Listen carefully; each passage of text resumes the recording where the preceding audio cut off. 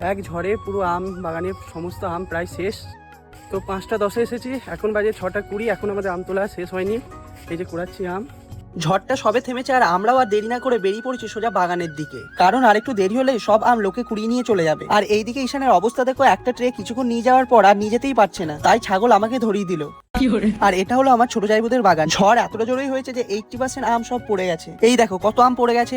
তাই আমি প্রথমে দুটো ট্রে নিয়ে এসে হিমসাগরগুলো আগে কুড়াতে শুরু করি, কারণ বাকিগুলো পরে কুড়াবো। আম কুড়াতে কুড়াতে হঠাৎ দেখি একটা গাছ পাকা আম, আর গাছ পাকা আমের স্বাদটাই আলাদা, তাই আগে আমটা খেয়ে নিলাম।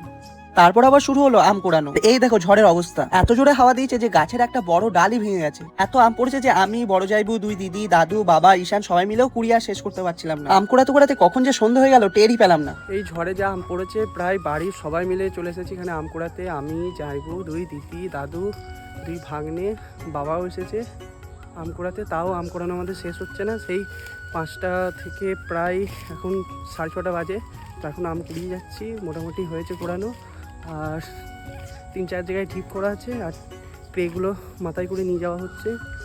দেখা যাক কতক্ষণে শেষ হয়।